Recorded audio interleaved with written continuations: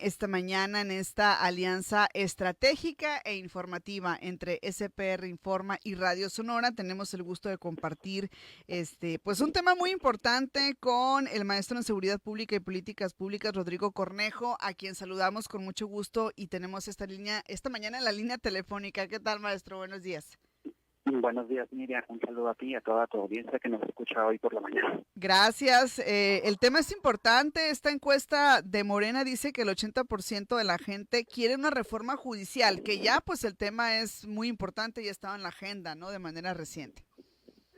Es correcto, se hizo una serie de encuestas, una del partido del que emana la presidenta, que es Morena, y otras dos de casas encuestadoras de renombre, que hicieron una consulta que con el diseño y la metodología sí se puede decir que es representativa del país. Y en esta encuesta hay varios hallazgos. En primer lugar, el diagnóstico que muchos mexicanos tienen del Poder Judicial, que es compartido con el presidente y con la presidenta electa, Claudia Sheinbaum, que es que la mayoría de los mexicanos, incluso más de los que votaron por la presidenta Claudia Sheinbaum, consideran que el Poder Judicial es un poder corrupto. Y eso es muy importante porque esa es la justificación y el motivo principal para reformarlo. En todas las instancias que el presidente ha mencionado porque es más importante hacer esta reforma que se le llama Plan C, se ha dicho que es para limpiar la gran corrupción que existe con los jueces.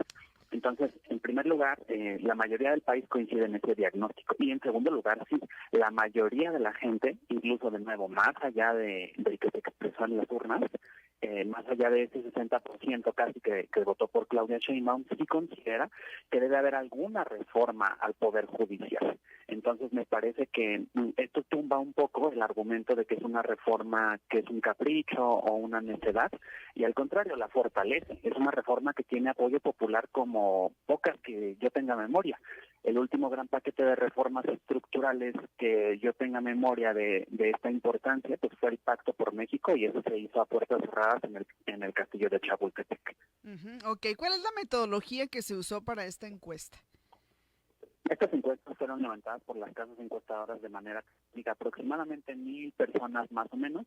De nuevo, este es el tema siempre con las encuestas, ¿no? La gente podrá pensar que una encuesta de menos de, no sé, 10,000, 20,000 personas no es representativa, pero demográficamente una encuesta funciona de forma similar al conteo rápido del INE, es decir, así como el INE hace una selección de casillas que son representativas, que representan la tendencia general de la elección. De la misma manera, por ejemplo, la casa encuestadora de las Heras, por ejemplo, toma a personas o más bien a números telefónicos o casas de personas en todo el país, hace una selección que se muestra. Y esa muestra, si se consigue bajar esos cuestionarios de vía telefónica, representan la opinión del resto de la gente. Obviamente es imposible hacer una casa por casa que considere, sí, un cuestionario por persona. Eso no se logra ni siquiera en la elección, solo en el censo, pero es así como funciona la mayoría de las encuestas. Obviamente también hay que considerar que tienen su margen de error, no son precisas al 100%, pero todas las encuestas que se hicieron en la elección presidencial, y estas dos casas encuestadoras que mencioné participaron, acertaron en su predicción de la elección presidencial. La única que sí se fue completamente del otro lado es esta casa encuestadora que ya todos conocemos, Massive Caller, pero estas encuestadoras si tuvieron un margen de error leve en la elección presidencial, lo cual nos hace pensar que son confiables, ¿no? Entonces por ahí se publicó un ranking y ellas en menos del 10% de margen de error. Ok, ¿qué preguntas se hizo para estas encuestas o qué preguntas se hicieron? Por ejemplo, la que te mencionaba al principio, Ajá. respecto de la corrupción en el Poder Judicial. Se Muy bien. preguntó a las personas si es que consideraban que había corrupción en el Poder Judicial. La otra casa encuestadora que también hizo la misma batería de preguntas es bastante famosa, que se llama Encol, y hicieron, por ejemplo, la pregunta de si se conocía o no que había un planteamiento de la reforma judicial, que estaba enterado. La mayoría de la gente, con un pequeño porcentaje, no estaba enterada de la reforma, pero un gran porcentaje sí, más de la mitad de los encuestados. También se preguntó del método de la elección de los ministros, que es un punto muy controversial, y más del Más del 70% de la gente, por ejemplo, en la encuesta de Encol, el 75% de la gente dijo que el pueblo de México debe elegir a los ministros. Y lo mismo con los jueces y magistrados, es un porcentaje ligeramente menor, 73%. Así que también esto de que la elección directa de ministros es una idea que no tiene apoyo, es una falsedad. Al revés, tiene un apoyo más grande que el que tuvo la presidenta electa en las urnas, lo cual nos habla muchísimo de que esta reforma es pertinente, incluso apoyada por aquellos que no votaron por Claudia Sheinbaum. ¿Cuál es el valor de esta encuesta, Rodrigo? Estas encuestas, como lo dijo la presidenta electa en su conferencia de prensa, son información. Luego por ahí hay palabras técnicas que dicen que son indicativas. Esto quiere decir que señalan para dónde va la tendencia. La encuesta, obviamente, lo único que nos dice es que la idea general de la reforma es apoyada por la mayoría de la gente.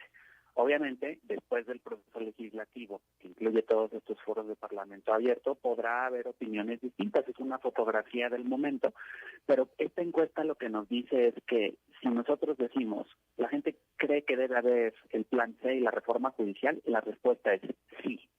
Y que si la gente cree que la idea que la oposición al presidente critica tanto de elección directa de los jueces es buena idea, la respuesta también es sí. Entonces, pues en general lo que habrá que debatir son detalles de la reforma, pero el propio presidente y hasta Marcelo Ebrard también lo han mencionado, no serviría de nada haber ido a las urnas con este proyecto político si no se fuera a hacer realidad. Entonces, si la gente votó por él, y aparte en una encuesta incluso hay un apoyo más grande que en la propia elección a la candidata que lo propuso, decir reformar el Poder Judicial, más bien esta reforma es una deuda que tienen los y las legisladoras con el pueblo de México y se debe aprobar. Ok, ¿cuál sería o cuáles serían los desafíos, maestro, desde su punto de vista en esta reforma al Poder Judicial? Pues en primer lugar, de los jueces, ya lo decía yo también en otro espacio, mucho se habla del único país supuestamente que tiene elección directa de jueces, que es Bolivia, y pues eso no es cierto. En Estados Unidos, en Japón y en Suiza también hay métodos de elección directa, dependiendo de qué estado de Estados Unidos hables, pero incluso en Japón hay métodos de remoción de los jueces, en donde participa la ciudadanía, y en ejemplos como Suiza, en donde hay mecanismos de democracia directa para ejercer el poder. Esto es normal desde hace mucho tiempo. Y entonces va a haber algo de desinformación, esperemos que no mucho. Y en segundo lugar, pues veremos la actitud de la oposición. Si hay una de intransigencia, pues lo que hará la oposición es renunciar a participar y sentarse a decir que la reforma no sirve, y eso pues no le ayuda no nada más a la oposición, sino a la gobernabilidad, pero pues la legislatura que viene es una legislatura donde hay mayoría, entonces si la oposición renuncia a participar, pues estarían traicionando al 30 y tantos % que votó por Xochitl Gálvez, estarían traicionando a su electorado, porque pues estarían renunciando a hacer el trabajo para el cual los eligieron. Y pues la otra va a ser la resistencia de jueces, ministros y ministros.